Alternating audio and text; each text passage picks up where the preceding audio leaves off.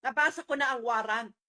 Na-publish na nila ang warrant. Kaya siguro hindi nila pinapublish ang warrant, ginawa nilang secret, dahil nakakatawa at nakakasuka. Masisira ang narrative.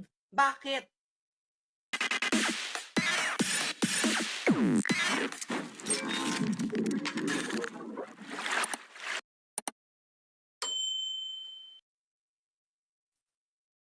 Ito, alleged crimes.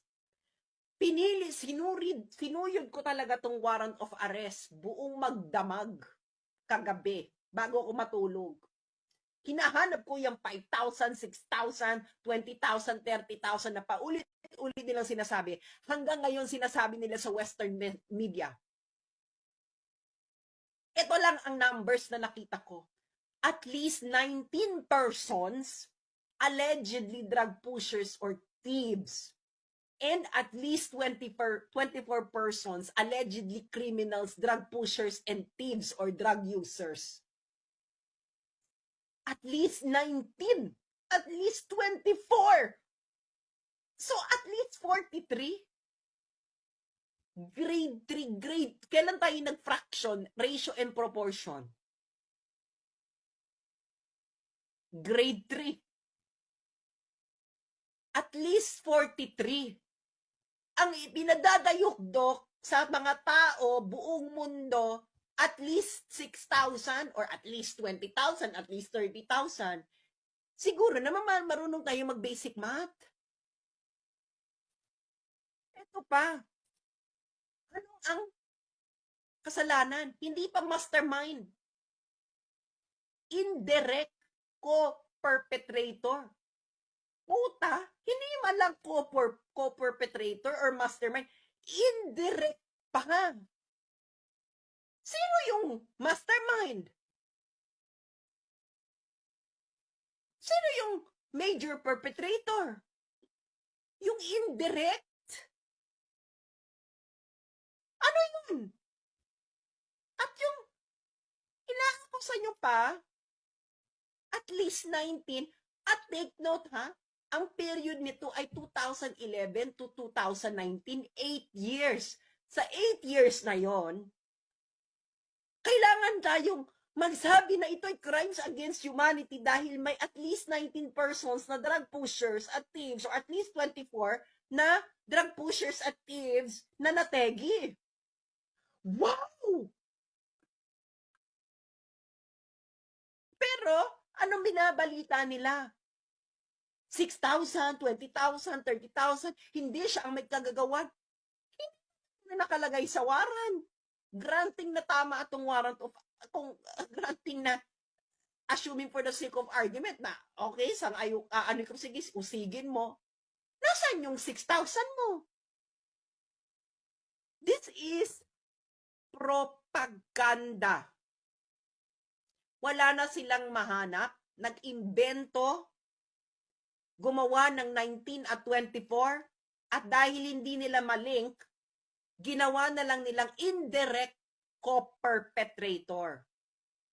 Pero sa buong taon, anong pinagsasabi ng mga Western media at itong mga kakamping? Yellow? Siya ang mastermind. Bakit ang warrant of arrest mo, indirect co-perpetrator? Tapos, ang alleged crime, at least 19 and at least 24? Na indirect co-perpetrator? At ang period niya yan, 8 years na yan. 8 years, 2011 to 2019.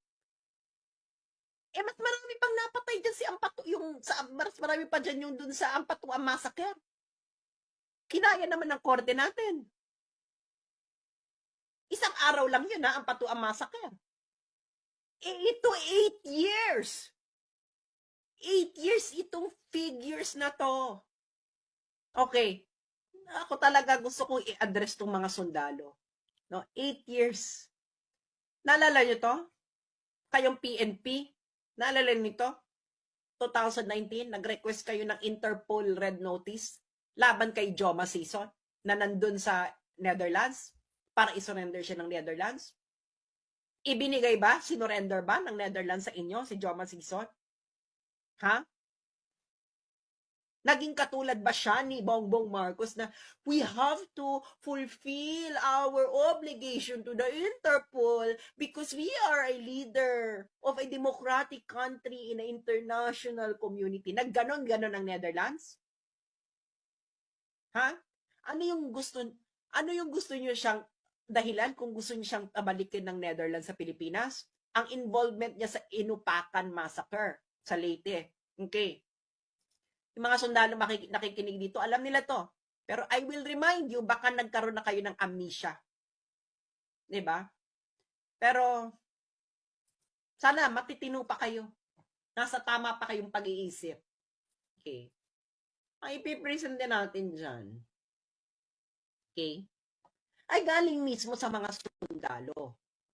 Okay? Siyempre dapat. 'Di ba? Oh, ito'y galing to sa page ng 802nd Infantry Brigade, Philippine Army, August 24, 2021. Ayan, sinabi nila, never again. Noong August 2006 daw, nakakita daw sila ng mass gravesite sa Inupakan, Leyte, about 370 meters above sea level. Yung gravesites ay mga survivors ng Communist Party of the Philippines at ito yung mga pinurged ng CPP-NPA. Okay? Nakakita sila ng 67 skeletal remains and 300 remains ng tao dun sa gravesite. So in total, 367. Ano? Mga sundalo. Di ba gusto nyo na pabalikin ng Netherlands si Joma, pinabalik? Oh, sino ngayon yung mga attorney Conti na nagbibida-bida? Ano ba siya? Di ba member siya ng Makabayan Bloc?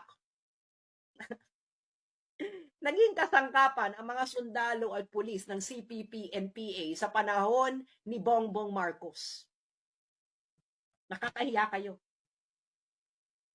You have been played like a fool by the people who you've been trying to eliminate in Philippine society for decades na karamihan sa mga kasamahan ninyo ay nasawi.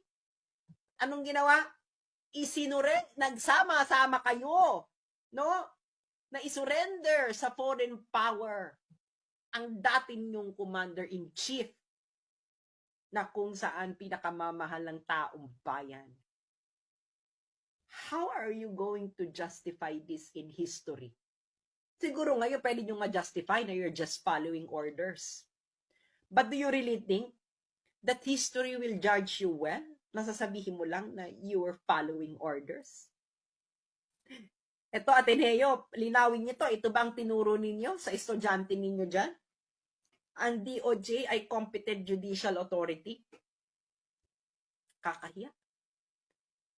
Kung hindi pa kayo mamulat, masasabi ko na lang, may second, third, and fourth, and fifth generation pa naman ng mga Pilipino na baka sakasakali sila ang mamulat.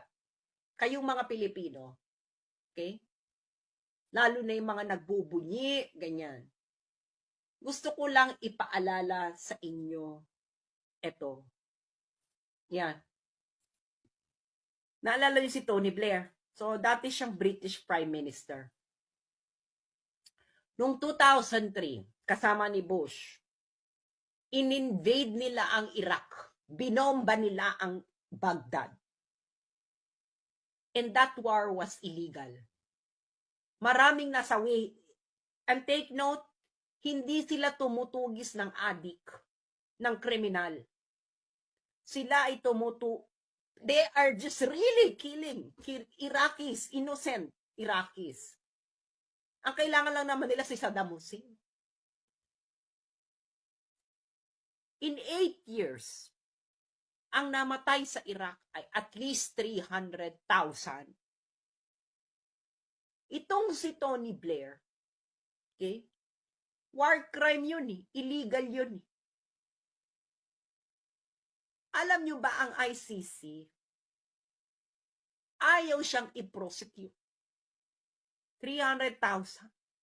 8-year period, 300,000. At least 300,000. Tapos sa warrant of arrest nila kay Digong, itong si Tony Blair, Mastermind talaga siya nung Iraq War. Mastermind siya. Nandun sa report eh. Siya talaga ang directly responsible. Dito sa warrant of arrest ni Duterte, na isang Asian, hindi puti, hindi galing ng Western country, ang accusation ay indirect co-conspirator. At ilan? In an 8-year period, at least 19 and at least 24.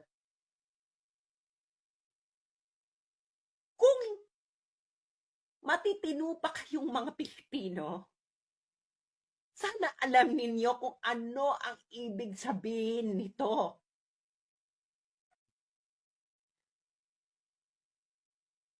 Kung hindi nyo alam ang ibig sabihin nito, mahiya kayo sa pagiging Pilipino ninyo at sa pinaglaban ng mga bayaning namatay sa pakikipaglaban sa mga dayuhan.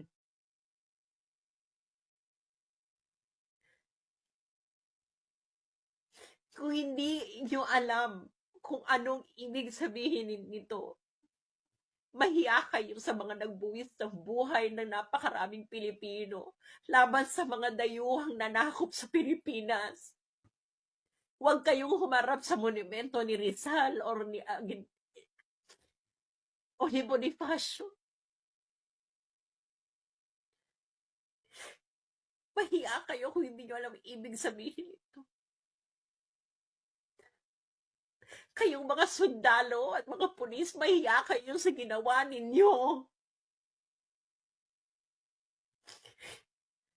Mahiya kayo sa mga ninuno nating nagbuwis ng buhay nila sa pakikipaglaban sa mga dayuhan. Nakikita ninyo ang diferensya?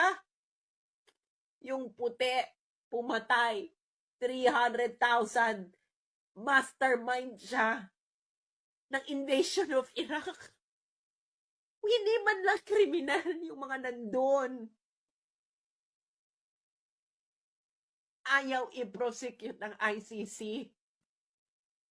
Yung presidente ninyo, ang tinutugis ay kriminal, adik, drug pusher. Ang akusasyon, indirect co-conspirator, at least 19 and at least 24. Yung isa at least 300,000, ayaw mo i-prosecute. Kung hindi nyo alam ang ibig sabihin dito, mahiya kayo sa pagiging Pilipino ninyo. Dahil hindi nyo alam kung anong nangyayari sa mundo at kung anong ginagawa sa inyo ng mga dayuhan. Bilang Asyano at bilang Pilipino. Nagbubunyi ngayon ng ICC dahil meron silang First Asian. Ano? First Asian, nagbubunyi ka? Pero yung Tony Blair, at least 300,000, hindi ito tumutugis ng kriminal, ha? Binomba nila ang Iraq. Illegal yung gera na yun. Maya kayo sa inyong pagiging Pilipino kung sa tingin ninyo ito ang itsura ng katarungan. Mahiya kayo.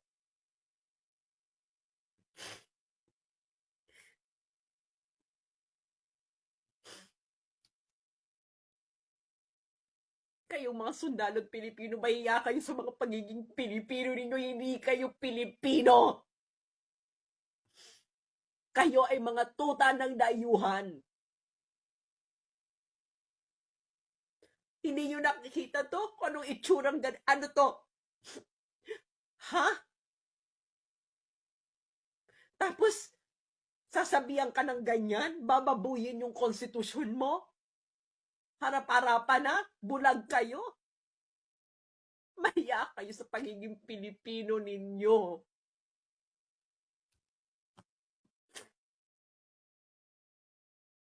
Sige nga, ipaliwanag nyo nga yan.